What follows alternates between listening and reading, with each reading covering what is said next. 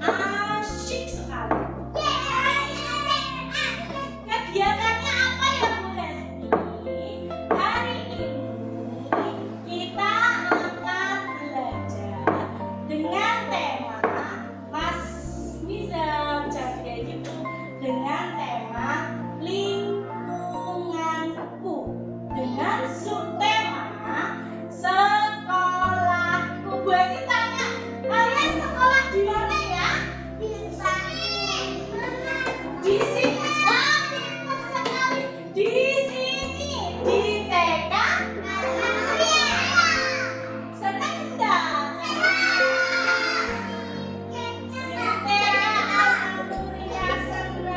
Di TK Al Muria itu kita tempatnya di desa apa ya? Desa Tama. Siapa yang rumahnya Tama? Rumahnya dekat sama TK ya. Coba dengerin. Hari ini Bu Hesti mau ngajak kalian Mas Asli membuat keyakinan kelas. Keyakinan kelas itu apa? Ada yang tahu nggak? Keyakinan kelas itu kita akan membuat keyakinan kelas itu peraturan yang ada di kelas kita supaya kalian tidak melanggar. Contohnya seperti ini. Kalau sama temennya tidak boleh apa? Pintar. Kalau sama temennya tidak boleh nakal. Terus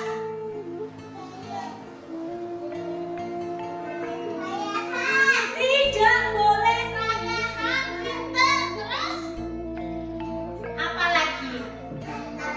Tidak boleh jahat. Pintar Mbak Sofia. Terus apa lagi Mbak Bilkis? Pintar Mbak Bilkis. Tidak boleh berebutan. Kalau main ya Mbak Bilkis ya. Pintar. Sekarang Bu Hesti tanya. Hari ini kita akan membentuk keyakinan kelas. Tidak boleh nakal, tidak boleh nakal, tidak boleh pukul temennya, tidak boleh berebut ya Mbak Bilkis ya. Terus tidak boleh apa lagi kira-kira? Hah? Tidak boleh jahat. Berarti kalian semua harus baik. Nah, hari ini Bu Hesti punya sesuatu. Sesuatunya apa Bu Hesti? Nah, pengen tahu enggak?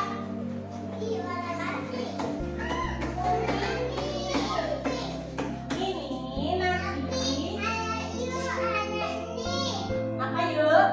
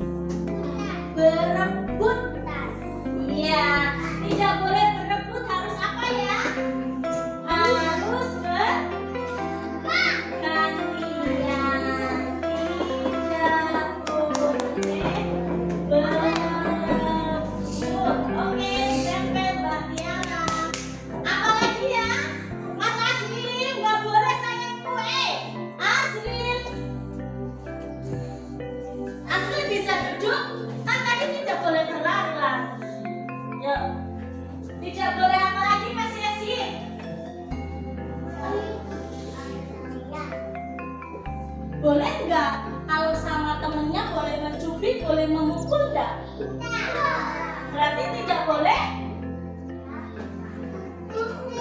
mencubit, tidak boleh memukul.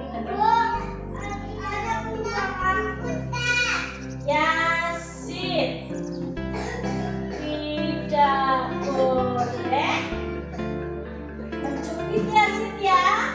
Oke. Nih, mana titipin gue di sini? Mana?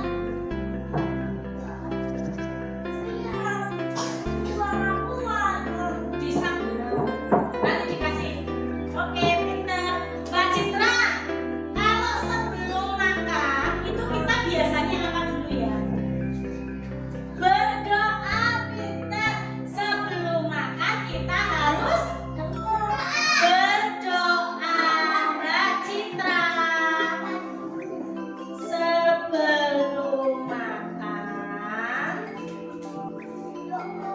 berdoa dulu ya. Oke, ini Mbak Citra tempel. Sini sini. Siapa lagi yang belum? Ada. Kalau habis makbabnya ada sampahnya harusnya diapain? Dibuang. Dibuangnya di mana? Buangnya di mana? Buang sampah tidak boleh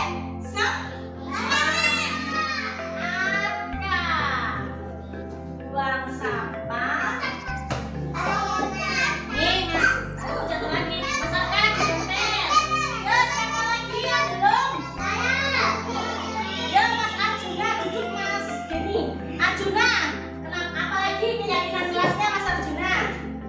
Tidak boleh nakal, tidak boleh apa? Tidak boleh nyuci temannya, tidak boleh lari-lari. Terus dengerin. Kalau Bu Hesti sedang ngomong, kalian harusnya apa? Diam, pintar Mas Arjuna. Arjuna, ketika Bu Guru bilang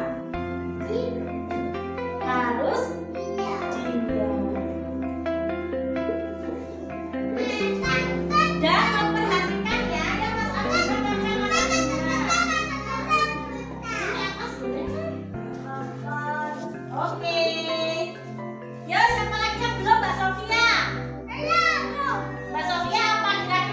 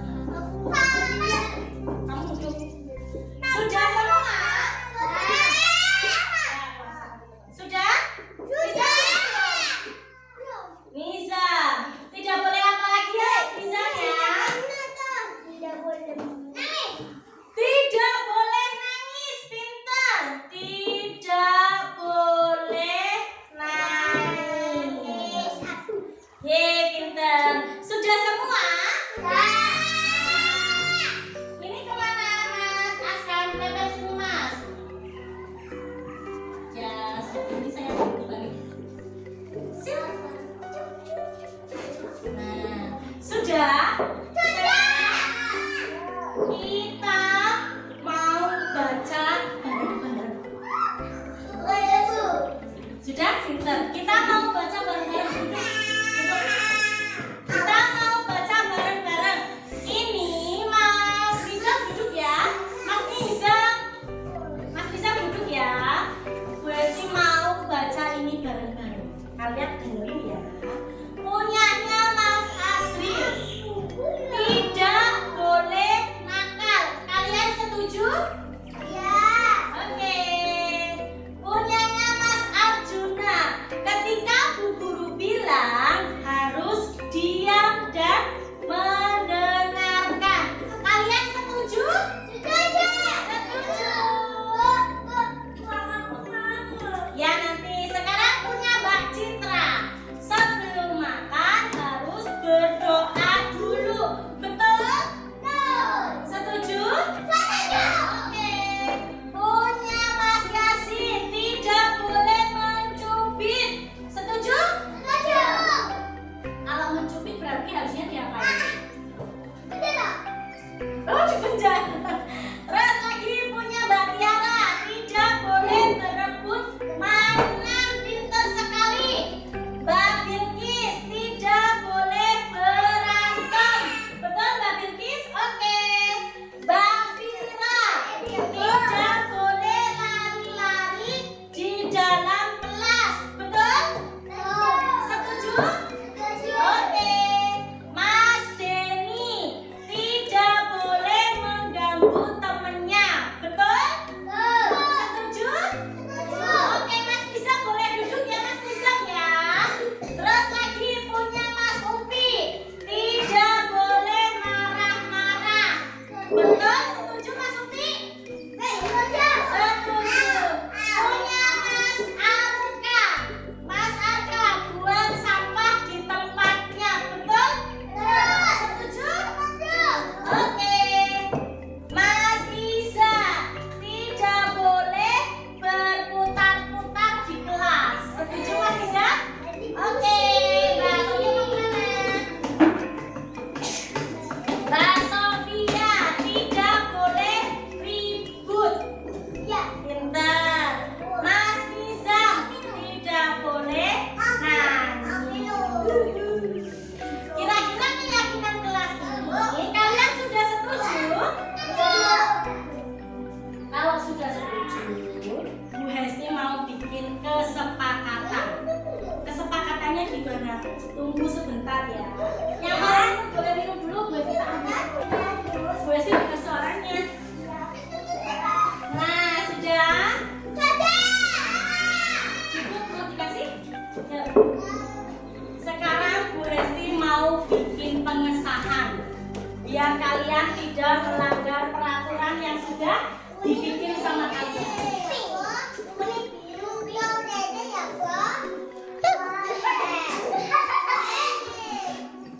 Mas Iza, Mas Denny.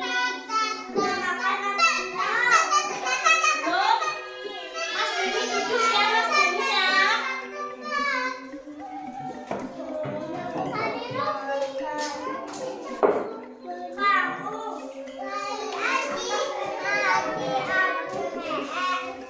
Sudah?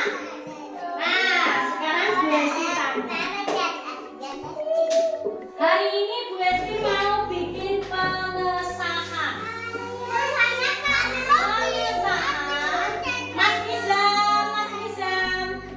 Mas Nizam. Kan tadi nggak boleh ribut. Kalau Bu Hesti ngomong kalian harus di. Iya. Sekarang Bu Hesti tanya lagi.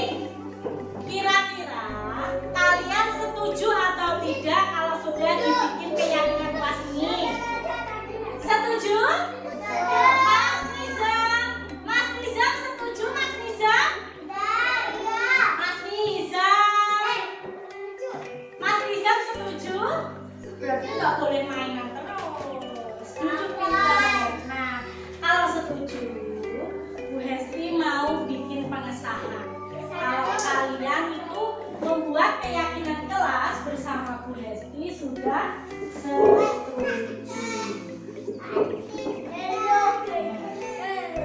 Caranya gimana Bu Hesti? Ada yang tidak setuju sama keyakinan kelas ini? Setuju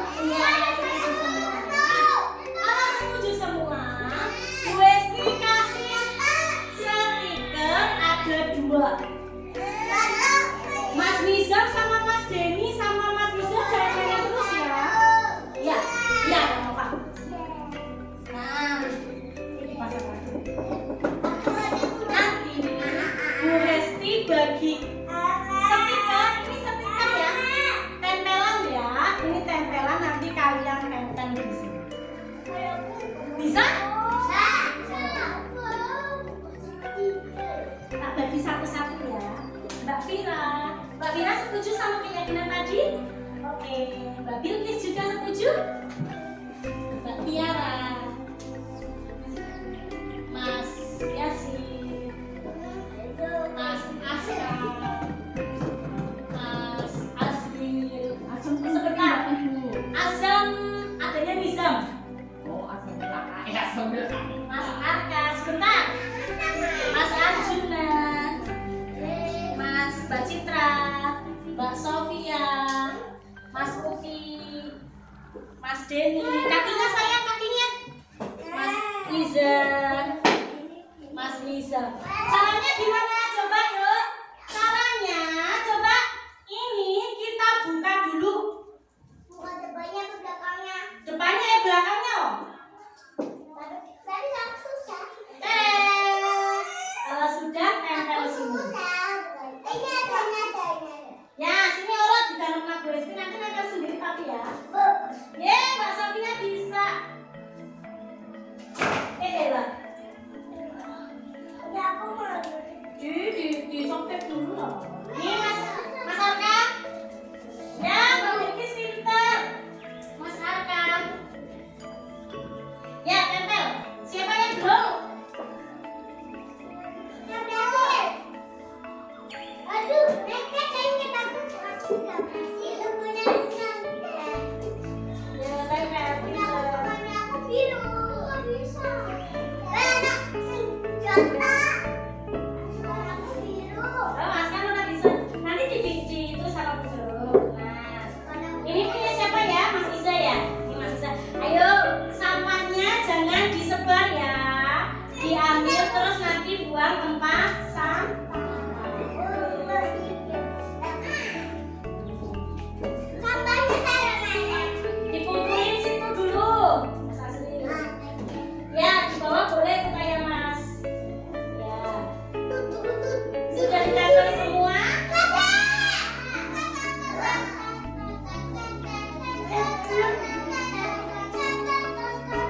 Ini punya Mas Iza. Yuk, tempel. Ya, sudah.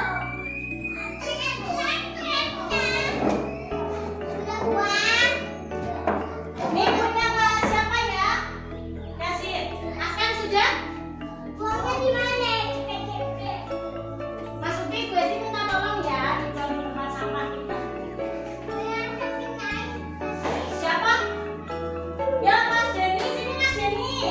Mas Denny, Mbak Citra sudah semua? Oke. Silakan duduk, silakan duduk. Siapa yang keluar? Mas Isa ya? Sini Mas Asri. Akan, sini ayo. Sudah? Sudah semua? Sekarang saya tanya lagi. Kalian sudah pengen jajan? Sudah pengen minum? Ya sekarang ambil minumnya dulu terus duduk lagi kita berdoa sebelum makan bareng-bareng. Minumnya diambil, pintar. Ya.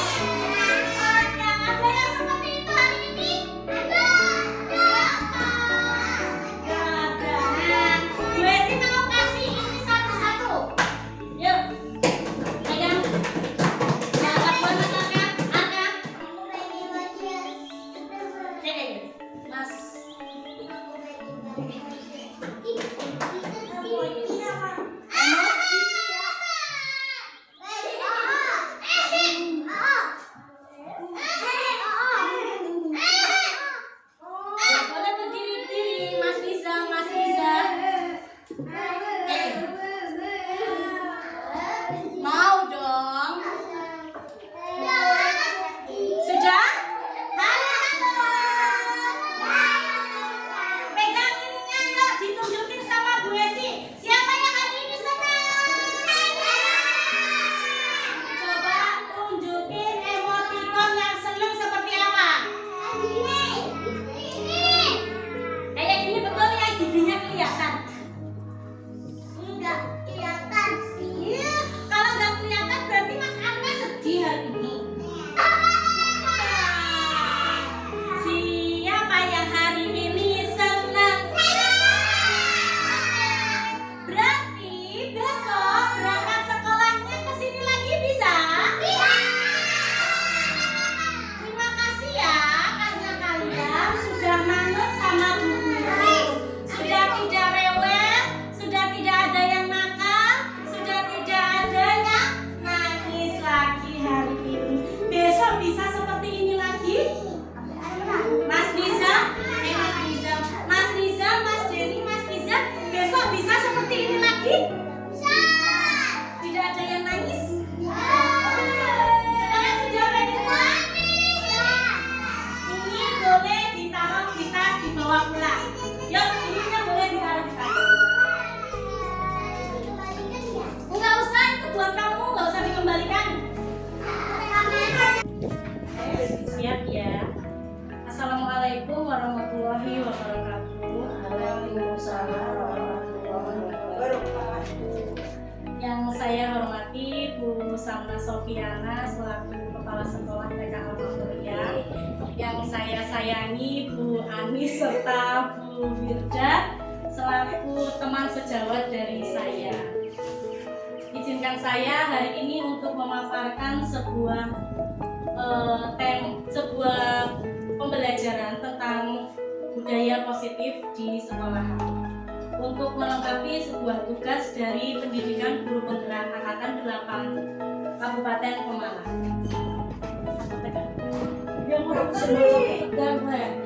Sudah mempunyai ininya sendiri-sendiri ya Bu. Bu Evi mengizinkan saya untuk memaparkan. Ya, monggo. Di situ ada budaya positif, di mana budaya positif akan bisa terbentuk dengan kerjasama antara seluruh komponen warga sekolah.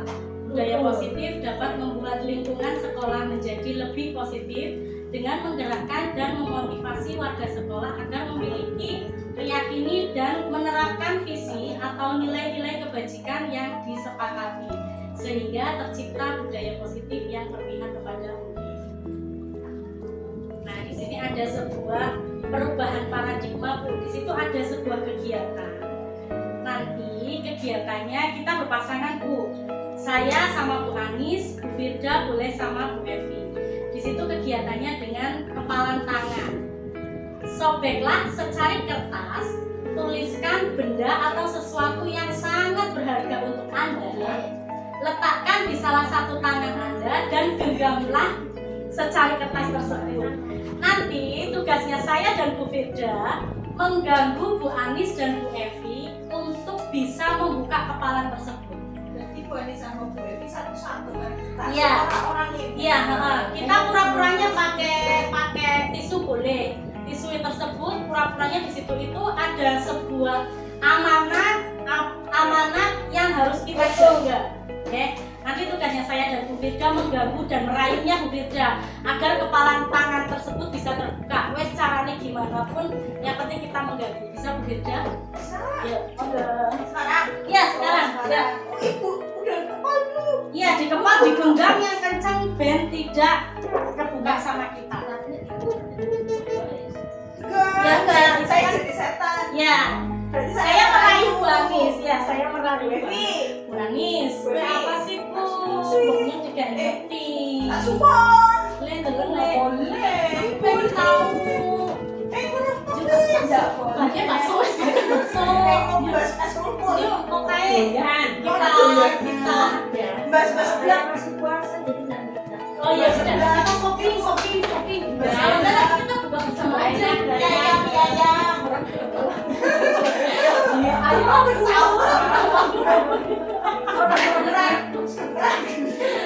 lah Bu. Suruh artis juga. Mohon maaf, nggak Tadi susu. boleh. Baby, tadi susu dulu. Ayo kita sebut kasih kokan. Ya, baby. Tidak boleh, mohon maaf. Oke, iya kita. Apa yang terjadi kira-kira Bu Anis dan Bu Firda, Bu Evi? Tidak Ternyata boleh. Bu Evi dan Bu Anis tidak membuka kepalan tersebut. Alasannya apa Bu? Saya pengen tahu. Alasannya kok? Kita ada jawabannya. Alasannya apa? Kenapa sampai Bu Evi dan Bu Anis tidak membuka kepalan tersebut? Sangat rahasia dan merupakan prinsip saya harus menyimpan sesuatu yang sangat berharga dan menjaganya walaupun dirayu dan diganggu setan. Berarti kita setan yang Bu Ya Firda. Allah, saya itu emosi. Juga amanah saya manain, nggak boleh dibuka-buka kecuali saya sendiri ya saya. Oke, ya. Itu merupakan sebuah prinsip yang harus kita jaga ya Bu. Bisa buka saya sendiri. Iya, berarti dikontrol oleh dirinya sendiri ya Bu. Walaupun kita merayunya, tetapi ternyata Bu Evi dan Bu Anis tidak membuka kepalan tersebut karena itu sebuah prinsip dan keyakinan yang harus dijaga. Oke, terima kasih. Sama. Boleh Lanjut. dibuka? Boleh Ibu, sudah. Pokoknya Nah, kalau di gue sini yang ada makna, apakah makna dari disiplin? Makna dari disiplin berasal dari bahasa Latin disiplina. Itu bacanya benar ya, disiplin, yang artinya belajar. Makna asal dari kata ini berkonotasi dengan disiplin diri dari murid-murid Socrates dan Plato. Disiplin diri membuat orang menggali potensinya menuju sebuah tujuan apa yang dia hargai. Namun dalam sebuah budaya kita, makna kata disiplin telah berubah menjadi sesuatu yang dilakukan seseorang pada orang lain untuk mendapatkan kepatuhan. Kecenderungan yang umum adalah menghubungkan kata disiplin itu dengan ketidaknyamanan, bukan dengan apa yang kita hargai atau pencapaian suatu tujuan yang mulia. Disiplin positif. Disiplin positif merupakan suatu kontrol diri untuk memilih tindakan dan bertanggung jawab atas tindakan yang dipilih sesuai dengan nilai-nilai kebajikan universal dan memiliki motivasi intrinsik. Ya, lanjut. Nah, di sini menurut Dr. William Glasser pada teori kontrol tahun 1984 bahwa nilai-nilai kebajikan adalah sifat-sifat positif manusia yang merupakan tujuan mulia yang ingin dicapai setiap individu. Nilai-nilai tersebut yaitu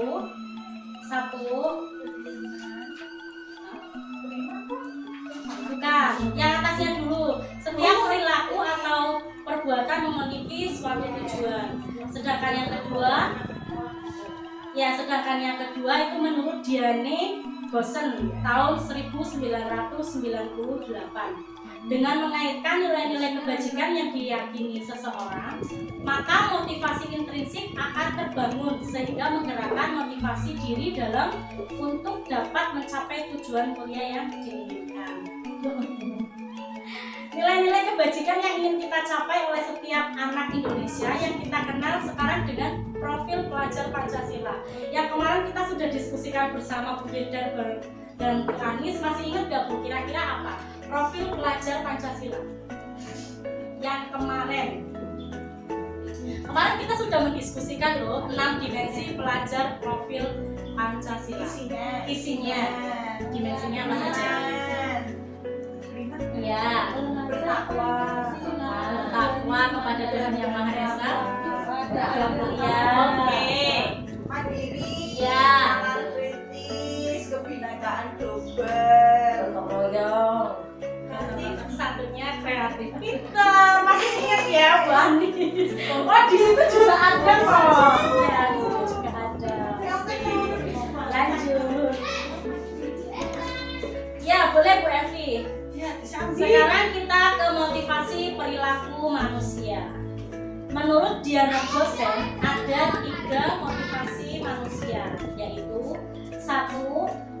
Untuk menghindari ketidaknyamanan dan hukuman. Di mana di situ ini adalah tingkat terendah dari motivasi perilaku manusia. Biasanya orang yang motivasi perilakunya untuk menghindari hukuman atau ketidaknyamanan akan bertanya apa yang akan terjadi apabila saya tidak melakukannya. Sebenarnya mereka sedang menghindari permasalahan yang mungkin muncul dan berpengaruh pada mereka secara fisik, psikologis, maupun tidak terpenuhinya kebutuhan mereka bila mereka tidak melakukan tindakan tersebut. Motivasi ini bersifat eksternal. Contohnya apa kira-kira kalau di TK? Ada nggak? Iya. Contohnya apa? Kalau di TK? Kalau anak usil, Ya. nah anak usil kan kadang apa ya? Kita kan kasih kayak gila, kayak ngomong gitu loh, kayak aku gak boleh usil loh, nanti tak bilang ini kalau usil, nanti tak bilang sama suami semua kalau usil, soalnya jadi anak juga punya perasaan buat melakukan. Iya, betul sekali Bu Dirga. Apa namanya kalau di TK itu cenderung bukan memberi hukuman ya Bu ya. Secara fisik, apalagi kita di TK, kalau kita menggunakan secara fisik, otomatis nanti muridnya pada takut. Terus ikut. Iya, gitu dan nyontoh. Misalnya seperti itu ya. Nah, untuk yang kedua, untuk mendapatkan imbalan atau penghargaan dari orang lain. 1 tingkat di atas motivasi yang pertama. Di sini orang berperilaku untuk mendapatkan imbalan atau penghargaan dari orang lain. Orang dapat dengan motivasi ini akan bertanya, apa yang akan saya dapatkan apabila saya melakukannya? Mereka melakukan sebuah tindakan untuk mendapatkan pujian dari orang lain yang menurut mereka penting dan mereka letakkan dalam dirinya berkualitas mereka. Mereka juga melakukan sesuatu untuk mendapatkan hadiah, pengakuan, atau imbalan. Motivasi ini juga bersifat eksternal. Yang ketiga, ya, contohnya apa Bu Firda? Ada? Ya.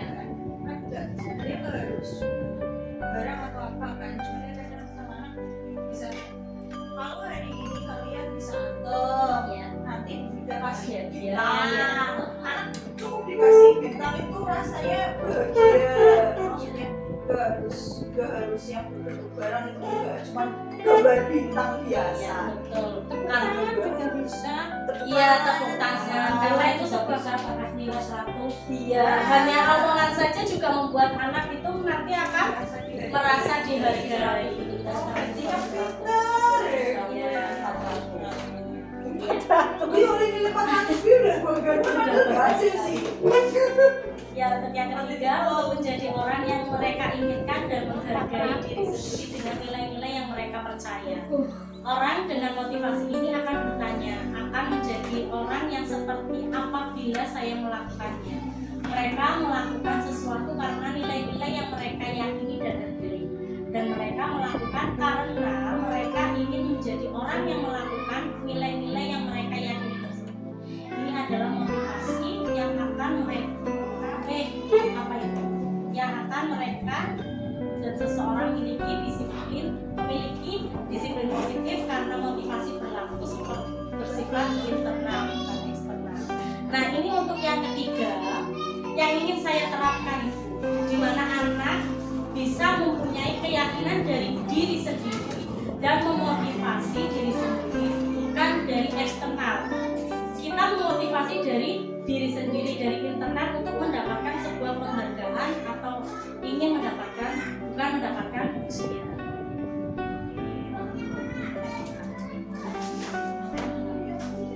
Nah, di sini ada materi tentang hukuman, konsekuensi, dan restitusi. Apa yang Anda tahu tentang hukuman dan konsekuensi? Tidak menangis. Ada yang tahu nggak? Hukuman itu apa? Konsekuensi itu apa? Konsekuensi berarti dari perilakunya ya dan kalau dia berperilaku salah, ya Tahu konsekuensinya apa gitu ya. kalau kayak anak Bukan naik sepeda balik ya. bisa melihat konsekuensinya, dia bisa contoh Saja. kalau hukumannya berarti ketika dia melakukan kesalahan atau melenceng dari peraturan yang ada, Ya. ya itu baru dia dapat konsekuensi juga sih. Iya, jadi gini sebenarnya kan hukuman sama konsekuensi itu berbeda ya. Kalau hukuman itu biasanya kita bersifat sebelah pihak. Saya ngatukin guru ya kan, sesuatu yang harus diterima anak secara tiba-tiba dan bersifat satu arah. Murid hanya menerima hukuman tanpa melalui situasi kesepakatan atau pengarahan dari guru. Hukuman dapat berupa fisik ataupun psikis. Sedangkan konsekuensi sesuatu yang sudah terencana dan disepakati oleh guru dan murid. Konsekuensi dibuat oleh pihak guru dan murid sudah mengetahui sebelumnya konsekuensi yang akan diterima bila ada pelanggaran. Nah, di sini ada restitusi.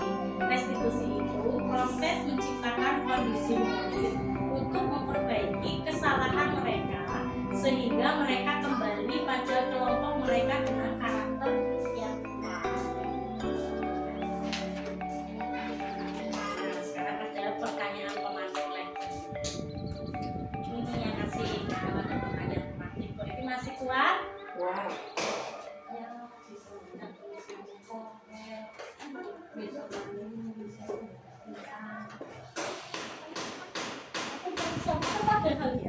Nah, di sini ada pertanyaan pemantik, itu pertanyaan pemantik di situ ya. Ya nggak lihat sini nggak apa-apa. Pakai kertas. Nah, setuju atau tidak? Satu ya, hukuman dapat mendisiplinkan anak. Setuju atau tidak? Tidak setuju. Setuju. Coba alasannya apa dari Bu Anis dulu boleh? Tidak setuju karena dengan hukuman anak belum tentu akan berubah. Saya setuju sama Bu Anis. Oh iya. Saya setuju. Tidak apa? Saya bertentangan sama Bu Anis dan Bu Kenapa? Eti. Soalnya kan kalau ngasih hukuman kan nggak harus kayak ih kamu ya salah tak kaplok gitu kan enggak. Kalau ada wani juga kan nggak Ya, berani. anak orang Bisa kan itu. maksudnya dia ngomongnya apa? Gimana sih?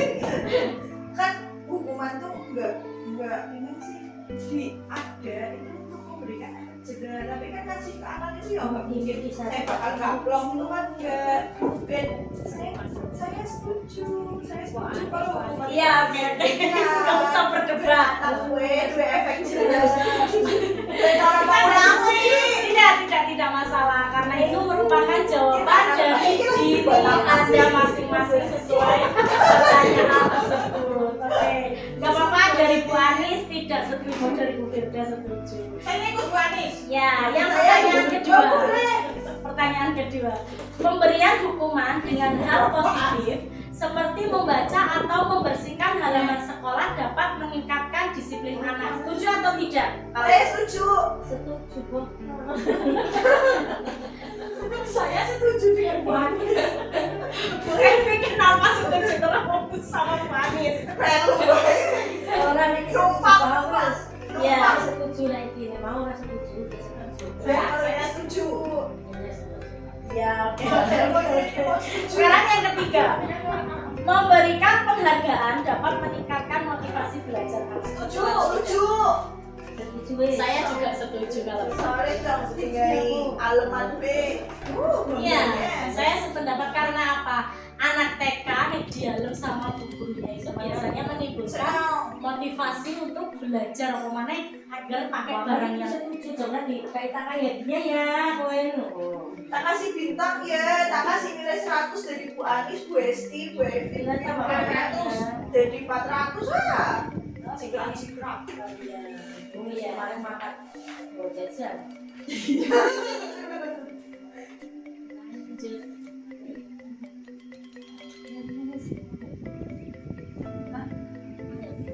Loh, keyakinan kelas, kayaknya presisi aja. Keyakinan kelas. Nilai-nilai kebajikan universal yang diyakini oleh setiap warga sekolah atau kelas Keyakinan kelas dibentuk melalui proses curah pendapat antara warga sekolah atau guru dengan murid.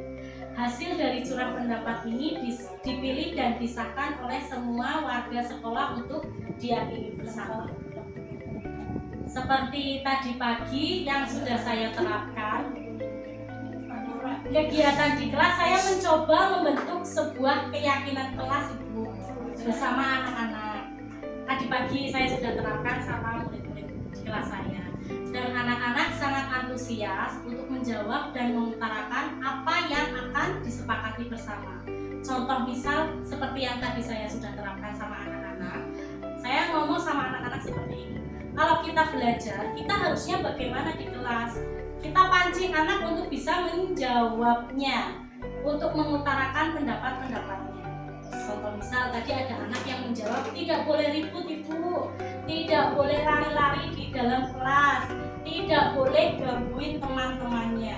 Adanya keyakinan kelas yang dibentuk bersama dengan anak-anak, saya berharap anak-anak akan mengikuti kesepakatan tersebut dengan sadar dan tanggung jawab bersama. Lanjut. Mengapa tidak peraturan saja? Mengapa harus keyakinan kelas? Ada yang tahu nggak? Mengapa tidak peraturan saja? Mengapa harus keyakinan kelas? Ini kaitan sama tadi konsekuensi sama lingkungan ya.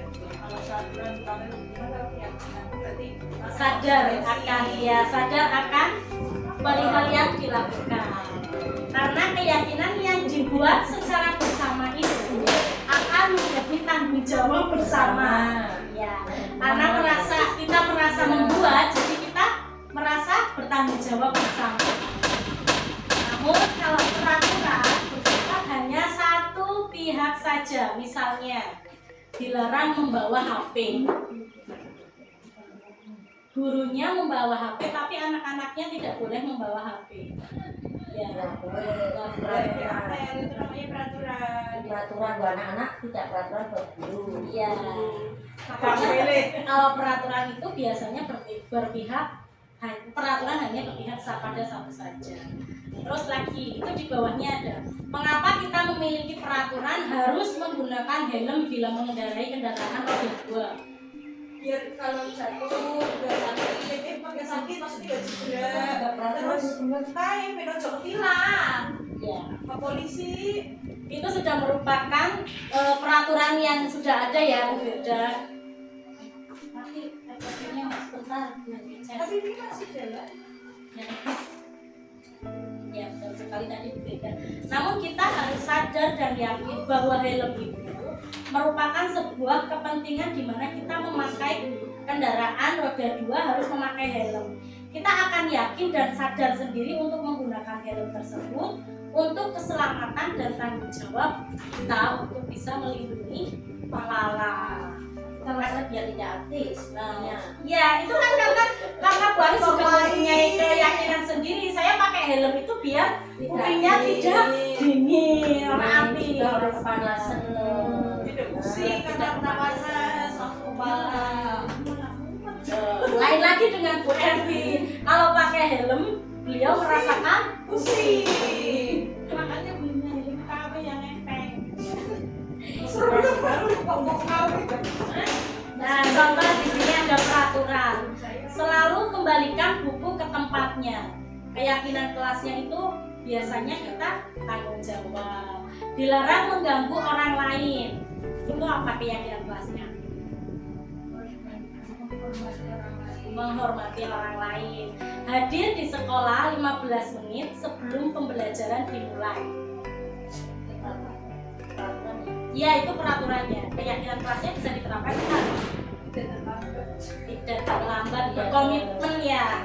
Tanggung jawab menghormati orang lain. Ya. Dilarang melakukan kekerasan. Bisa. Selamatkan diri juga bisa.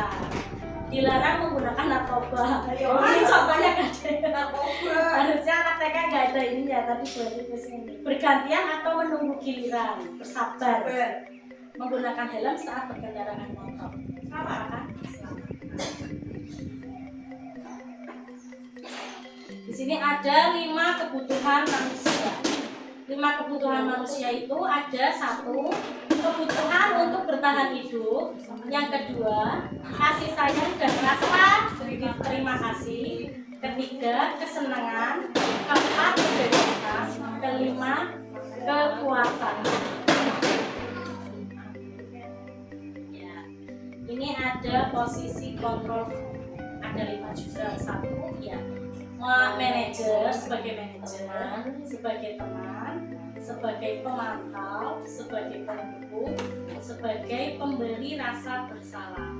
Bu Esti punya video nanti itu ya di tengah. Nggak bisa, emang bisa ya? Kayaknya nggak bisa.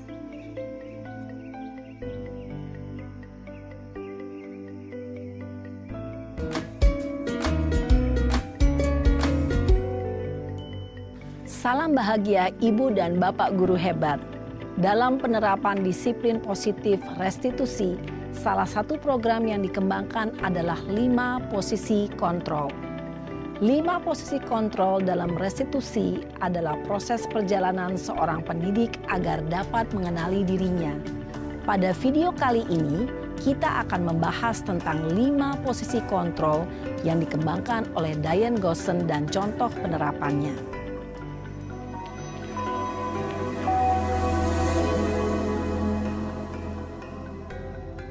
5 posisi kontrol itu adalah 1. Posisi penghukum. 2. Posisi pembuat merasa bersalah. 3. Posisi teman. 4. Posisi pemantau atau monitor.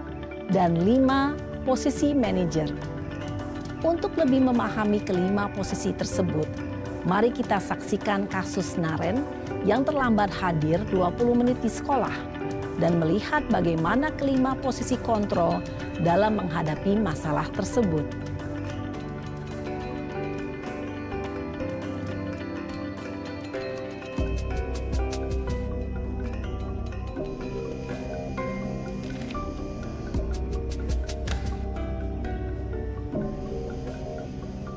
Naren!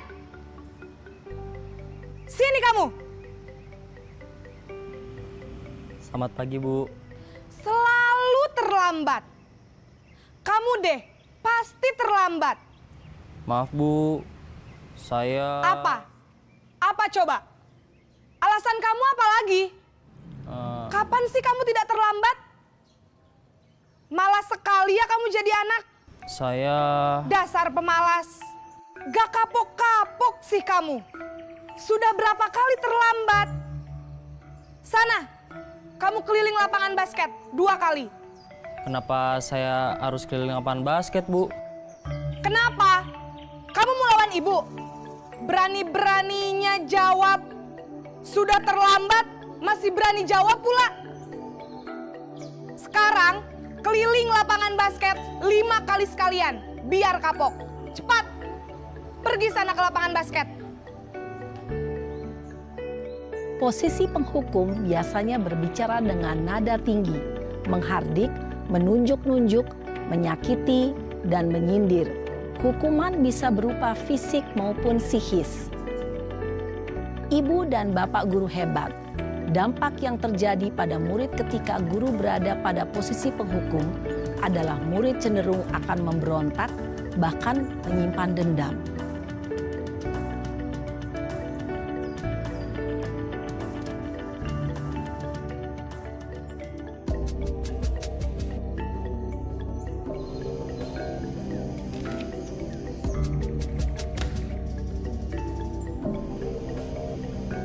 Naren!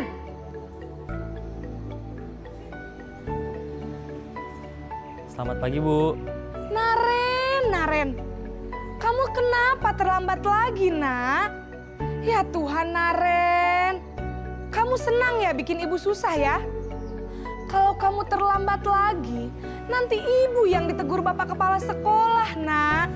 Disangka ibu tidak bisa membina kamu. Duh, gimana ini? Maaf, Bu. Duh Gusti Naren. Kamu suka ya kalau ibu ditegur bapak kepala sekolah? Terus, sekarang ibu harus tulis apa ini di buku absen? Ini kamu sudah sering terlambat loh. Ibu harus apa coba? Maaf Bu, maaf sekali. Ya sudah, lain kali jangan bikin ibu susah lagi ya nak ya. Ibu tidak akan kuat lagi kalau kamu begini terus. Bisa jantungan kalau ibu ditegur bapak kepala sekolah. Sana cepat ke kelas. Maaf ya Bu, maaf sekali. Posisi pembuat rasa bersalah berbicara dengan nada tenang, cenderung lembut. Namun kata-kata yang diutarakan membuat murid merasa menjadi orang yang gagal. Memandang buruk dirinya sendiri, merasa tidak berharga, dan tidak sanggup membahagiakan orang lain. Ketika guru mengambil posisi pembuat rasa bersalah, murid akan menganggap dirinya yang bersalah dan ia akan menyimpan emosi negatif tersebut di dalam dirinya.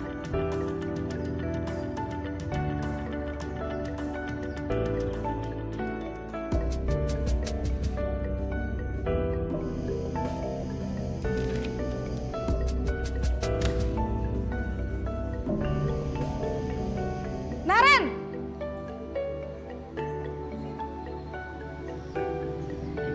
Selamat pagi Bu. Wah, sudah jam berapa ini nak? Terlambat lagi ya sayang. Iya Bu, habis ibu saya lupa bangunkan saya Bu. Kamu malah menyalahkan ibu kamu. Kamu bukannya anak yang larinya paling kencang. Kok terlambat sih? Iya Bu, saya memang terlambat bangun tadi. Jadi biarpun saya lari kencang, tetap gak kekejar Bu. Ya sudah sana, nanti lain kali larinya lebih kenceng lagi ya. Biar gak terlambat lagi. Bikin seneng ibu, demi ibu. Bisa kan? Bisa lah Bu. Ya sudah sana masuk kelas. Ibu beresin urusan absen kamu. Kamu ini ada-ada saja. Dalam posisi teman, guru berbicara dengan nada suara ramah, akrab, cenderung bersenda gurau untuk menjaga suasana tetap santai. Murid akan merasa senang, aman, dan akrab dengan guru. Identitas yang tercipta adalah identitas sukses atau berhasil. Namun, perlu diingat, karena ini masih dorongan eksternal, maka ada faktor ketergantungan dari murid kepada orang tertentu. Di sini, guru absennya, sehingga di lain waktu, murid bisa berperilaku baik, namun hanya kepada orang-orang tertentu saja.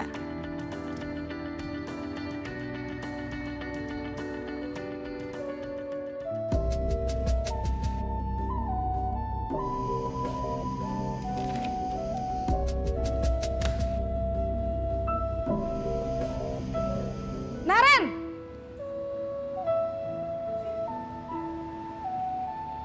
Selamat pagi Bu. Naren, apa peraturan sekolah kita tentang jam berapa kita harus masuk sekolah, nak? Kita harus di sekolah jam 7 Bu.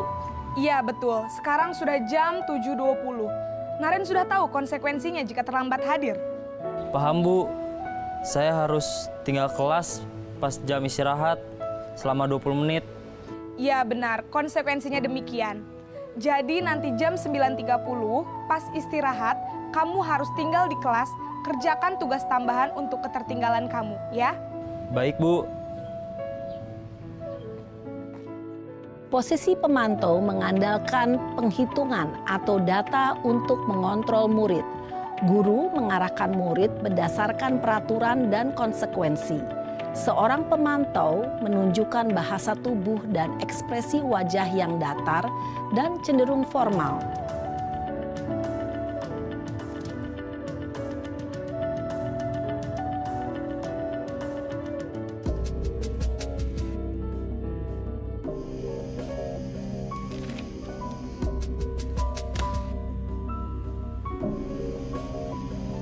Naren!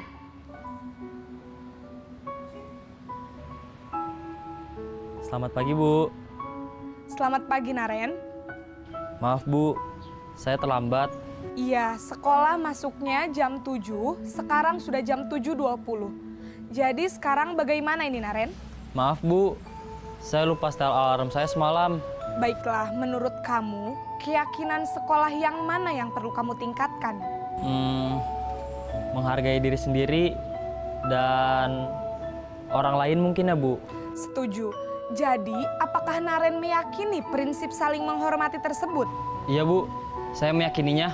Apakah Naren bersedia memperbaiki masalah keterlambatan ini? Bersedia Bu. Bagaimana kamu akan perbaiki masalah keterlambatan ini? Saya akan coba untuk tidak lupa menyetel alarm saya Bu. Baik, kalau Naren lupa menyetel alarm di rumah, ada orang yang kira-kira bisa bantu mengingatkan tidak? Ada Bu, kakak saya, Kak Ema. Ada lagi selain Kak Ema? Selain Kak Ema, ada ibu saya. Baik, jadi yang mengingatkan Naren adalah Kak Ema dan ibu kamu ya? Kira-kira akan mulai setel alarm kapan nih Naren? Setelah pulang sekolah, akan segera saya lakukan. Baik, jadi Naren akan setel alarm untuk bangun besok pagi dan akan diingatkan oleh kakak dan ibunda Naren ya. Ada lagi yang mungkin perlu dilakukan Naren? Agar tidak terlambat bangun lagi. Tidak ada Bu. Baik Naren, terima kasih untuk kerjasama kamu. Sekarang kamu perlu kembali ke kelas untuk belajar. Baik Bu, terima kasih. Posisi manajer adalah posisi kontrol yang disarankan untuk membimbing murid memiliki sikap disiplin yang positif, yaitu murid yang mandiri, bertanggung jawab, dan dapat memecahkan masalah. Tujuan dari posisi ini adalah agar murid dapat berefleksi atas tindakannya. Guru akan dengan tulus memberikan pertanyaan-pertanyaan bermakna, sehingga membuat murid dapat belajar dari kesalahannya dan mencari sebuah solusi untuk menyelesaikannya. Ibu dan Bapak guru hebat, setelah mengamati adegan kelima posisi kontrol tadi, kira-kira posisi mana yang paling ideal? Posisi mana yang dapat menunjang motivasi intrinsik murid? Ya, tentu posisi manajer. Posisi ini memang posisi ideal yang ingin dituju setiap pendidik. Pada posisi inilah, guru dapat menerapkan disiplin positif yang berpihak pada murid, yang memerdekakan murid. Perjalanan seorang pendidik tentunya tidak mudah untuk sampai pada posisi seorang manajer.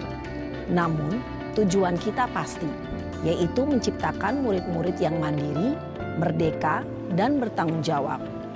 Semoga penggambaran 5 posisi kontrol yang telah diperlihatkan ini dapat menjadi ajang refleksi bagi kita semua, agar dapat terus mengasah dan menerapkan disiplin positif yang memerdekakan murid. Mari terus berlatih dan bersemangat. Selamat menerapkan. Salam dan bahagia Ibu dan Bapak guru hebat.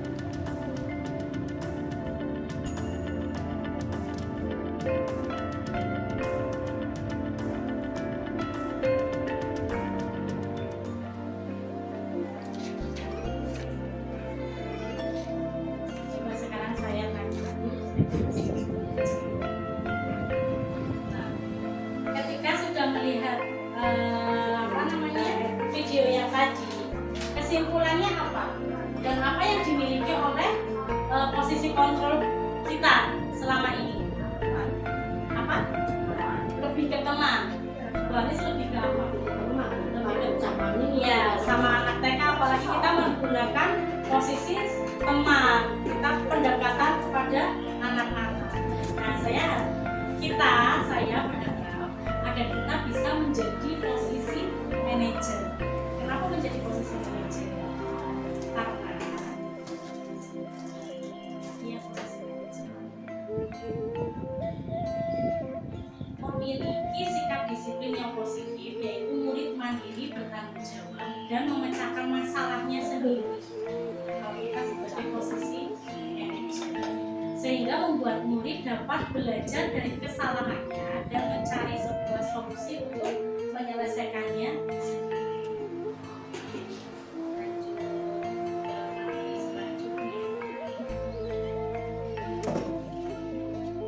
Itu di situ ada segitiga restitusi, di mana segitiga restitusi itu ada 3, yaitu 1, menstabilkan identitas, yang kedua, validasi tindakan yang salah, yang ketiga, menanyakan keyakinan.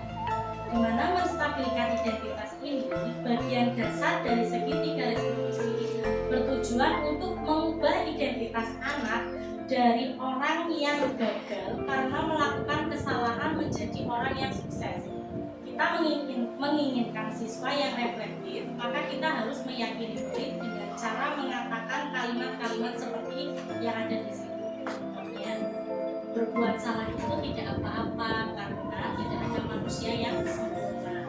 Bapak Ibu tidak tertarik mencari siapa yang salah, tapi Bapak Ibu ingin mencari solusi dari permasalahan. Dari pertanyaan lain dengan tujuan menstabilkan identitas permasalahan, sebab kita ketika anak berbuat kesalahan maka ia akan cenderung membangkang, sehingga perlu distabilkan dengan kalimat-kalimat positif agar murid tergugah dan kembali mau melakukan refleksi diri dari kesalahan.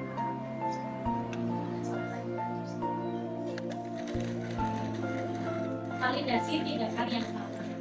Setiap tindakan murid melakukan pasti mempunyai tujuan untuk memenuhi kebutuhan dasarnya. Dengan memahami kebutuhan dasar yang ingin dipenuhi, maka kita akan menemukan cara-cara efektif untuk memenuhi kebutuhan dasar. Contohnya, ketika anak berangkat terlambat, membuang sampah sembarangan dan lain-lain. Oleh karena itu, guru harus memvalidasi tindakan yang salah dengan beberapa contoh pertanyaan yang ada di bawah ini. Contohnya apa itu? Yang pertanyaan, iya, validasi tindakan yang salah. Itu di situ apa ya? Kamu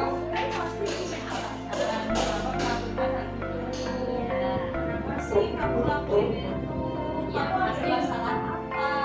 Tapi ada alasannya kan anak melakukan hal salah itu. Iya, apa Bu Anis? Sepertinya kamu sedang ada masalah. Ya, kamu boleh tidur malam, tapi kamu harus tahu konsekuensinya. Jika kamu tidur malam bisa berangkat lapar dan lain-lain. Yang terakhir, menanyakan sebuah keyakinan.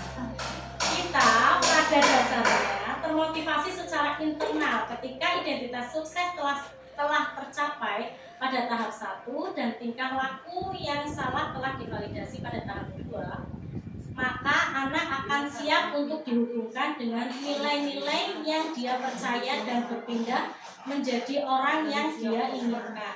Pertanyaan-pertanyaan yang bisa digunakan antara lain,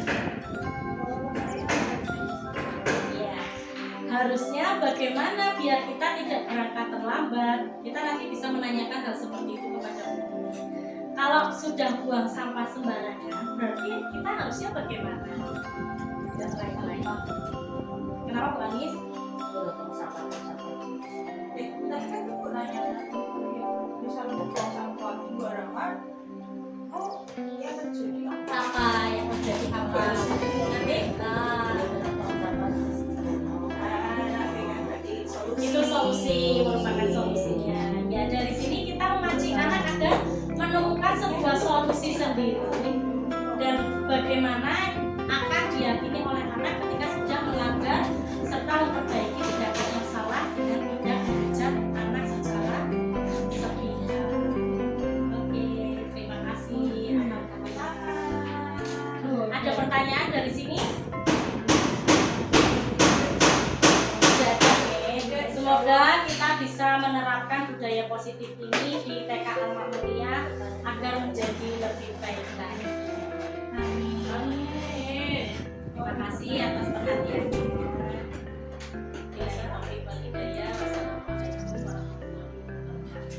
Waalaikumsalam warahmatullahi wabarakatuh. Assalamualaikum warahmatullahi wabarakatuh. Perkenalkan, nama saya Samna Sofiana. Saya Kepala TK Al-Ma'muriyah Taman, di mana Bu Hesti mengajar. pertama-tama saya memohon maaf karena belum bisa terlalu aktif sekali dalam forum diskusi karena memang kesehatannya belum fit sekali. Tanggapan saya yang pertama, dengan adanya pembelajaran bersama dengan calon guru penggerak atau di sini Bu Hesti Setiawati SPD, akhirnya saya tahu untuk menangani anak itu butuh sebuah kedekatan dan melakukan segitiga restitusi. Jadi anak tidak merasa dihakimi oleh siapapun dan dalam keadaan apapun. Di sini ditekankan dihakimi oleh guru ya. Jadi anak tidak merasa takut lagi sama bu guru. Jadi dengan adanya yang di atas, pesan saya, lakukan komunikasi yang baik dengan anak untuk menyadarkan kesalahan yang sudah dilanggar dan mencari solusi bersama. Kemudian selalu semangat untuk Bu Hesti dalam mengikuti pendidikan guru penggerak. Semoga lancar dan berguna. Semangat. Assalamualaikum warahmatullahi wabarakatuh. Assalamualaikum warahmatullahi wabarakatuh. Perkenalkan, nama saya Nur Anissa. Biasa dipanggil Bu Anissa Hesti. Ya. Saya adalah rekan sejawat dari Ibu Hesti, calon guru penggerak Kabupaten Pemalang. Alhamdulillah, dengan adanya pemaparan tentang budaya positif dan membuat sebuah peraturan kelas dan keyakinan kelas, kami selaku guru jadi tahu bahwa sebuah keyakinan kelas kalau dibentuk oleh kesepakatan bersama, insya Allah akan mendapatkan hasil yang bagus. Semoga kita bisa menerapkan keyakinan kelas dengan budaya positif yang disepakati secara bersama-sama dan penuh dengan kesadaran masing-masing. Sukses terus buat Bu Hesti. Terima kasih. Wassalamualaikum warahmatullahi wabarakatuh. Assalamualaikum warahmatullahi wabarakatuh. Perkenalkan, saya Bu Firda, selaku teman dari Bu Hesti yang merupakan calon guru penggerak angkatan 8 Kabupaten Pemalang. Sebelumnya terima kasih atas penyebaran ilmu dari Bu Hesti tentang budaya positif dan keyakinan di kelas. Seperti itulah. Di sini saya akhirnya tahu nih perbedaan antara hukuman, konsekuensi, dan restitusi. Selain itu saya juga tahu apa sih bedanya peraturan dan keyakinan kelas yang ternyata itu sesuatu yang bertentangan sekali. Semoga kita semua bisa berusaha untuk menerapkan segitiga restitusi yang tadi sudah dijelaskan, di mana kita bisa melakukan kolaborasi dengan anak untuk mengajarkan mereka dalam mencari sebuah solusi ketika anak menemukan sebuah masalah. Untuk Bu Hesti, semangat ya dalam mengikuti pendidikan guru penggerak. Terima kasih. Wassalamualaikum warahmatullahi wabarakatuh.